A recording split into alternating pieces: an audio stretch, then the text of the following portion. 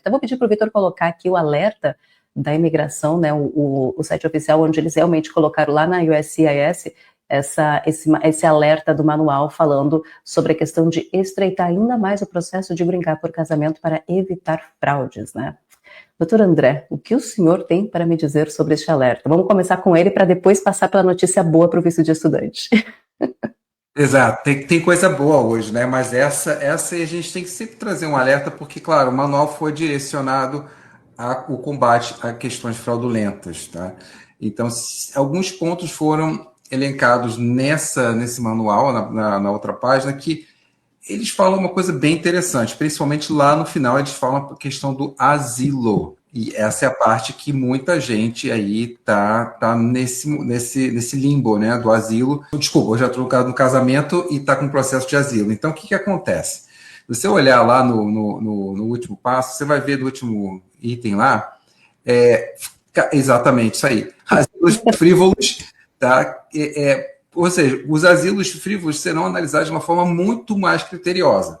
Então, para quem entrou, né, muitos brasileiros entraram com asilo frívolo, nós sabemos disso. Né? A maioria dos asilos são frívolos mesmo, de forma geral, mas muitos entraram.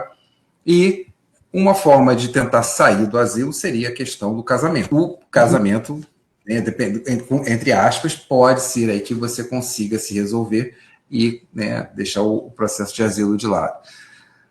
Eles vão levar em consideração o asilo frívolo como se fosse uma questão fraudulenta. Tá? Se você pegar todo o manual da imigração, você vai entender que isso vai ser linkado e conectado à possível questão fraudulenta. Então, se você entrou com asilo, na minha concepção, ficou muito claro que eles vão, primeiro, não aprovar seu processo de casamento se você tem um processo de asilo. Então, já é um primeiro passo aí que vocês vão ter, quem está com esse processo vai ter que levar em consideração e ter muito cuidado. Eu acredito que eles não vão.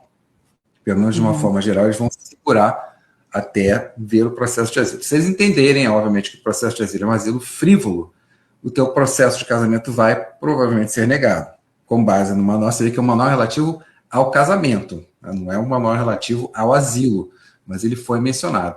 Então, é muito importante as pessoas que estão nessa situação se precaverem, entenderem realmente o que está acontecendo e tomarem todas as providências cabíveis para tentar ao máximo evitar essa avalanche aí que vai vir pela frente, né? E isso eu acho que foi só um salzinho que foi dado pela imigração, mas lá para frente a coisa vai ficar mais apertada com relação a isso.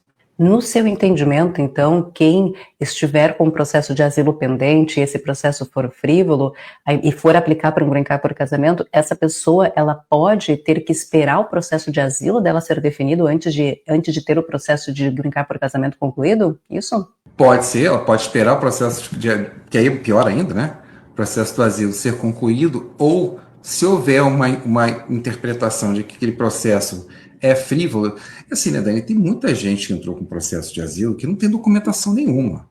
Nós estamos falando aí de milhares e milhares de pessoas que pegaram, mandaram, fingiram que juntaram alguma coisa e não tem nada, prova zero. Assim, é um processo facilmente detectável que não tem, né, não tem muito não tem como andar para frente. Pode ser que nesse momento já eles detectem que o asilo que houve que é frívolo e, né, apliquem isso no casamento. Ou já numa entrevista de casamento eles podem falar, olha, teu asilo é frívolo, quero que você me explique isso. Se for constatado ali, pode ser o problema. Ou seja, o que eu quero dizer? O casamento, na verdade, que era uma forma de tentar resolver a situação migratória para quem está com processo de asilo, vai ficar cada vez mais complicado.